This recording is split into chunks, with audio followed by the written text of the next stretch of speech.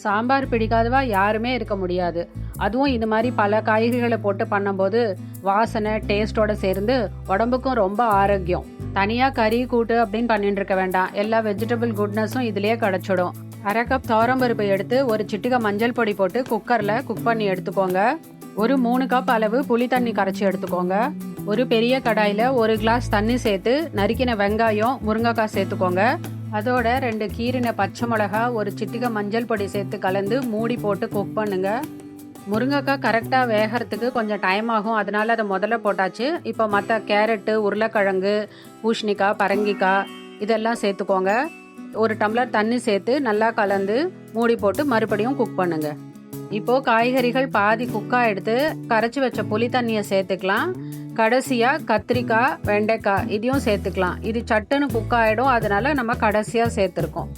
நல்லா கலந்து விட்டு புளி பச்சை வாசனை போகிற வரைக்கும் குக் பண்ணிக்கோங்க. 1/2 ஸ்பூன் உப்பு சேர்த்து நல்லா கலந்து மூடி போட்டு இன்னும் கொஞ்சம் நேரம் குக் பண்ணுங்க. இப்போது புளி பச்சை வாசனை போய் காய்கறிகளும் ஆல்மோஸ்ட் வெந்தாச்சு. ஒரு 1/4 டம்ளர் பச்சை தண்ணி சேர்த்துக்கோங்க.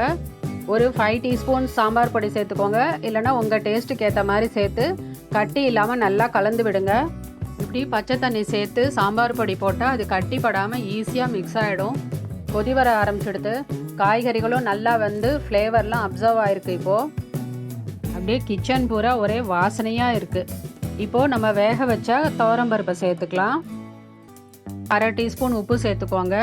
இதோட 1/4 டீஸ்பூன் பெருங்காயத்தூள், கருவேப்பிலை, பொடியாக நறுக்கின கொத்தமல்லி தழை எல்லாம் சேர்த்து கலந்து நல்லா கொதிக்க விடுங்க. சாம்பார் எவ்வளவு கொதிக்கிறதோ அவ்வளவுக்கு அவ்வளோ ரொம்ப டேஸ்ட்டாக இருக்கும். சாம்பார் இப்போ ரெடியாக எடுத்து இது பர்ஃபெக்ட் கன்சிஸ்டன்சியில் இருக்குது. உங்களுக்கு நீர்க்க இருக்கிற மாதிரி தோணித்துனாக்கா கொஞ்சமாக தண்ணியில் 1 டீஸ்பூன் அரிசி மாவை கலந்து சேர்த்தா கொஞ்சம் கெட்டிப்பட்டுடும்.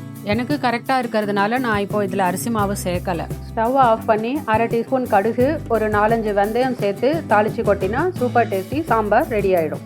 சாதத்துக்கு மட்டும் இல்லாமல் இட்லி, தோசை, பொங்கல், சப்பாத்தி இப்படி எல்லாத்துக்கும் தொட்டு சாப்பிட்றதுக்கும் நல்லாயிருக்கும். ட்ரை பண்ணி பாருங்க.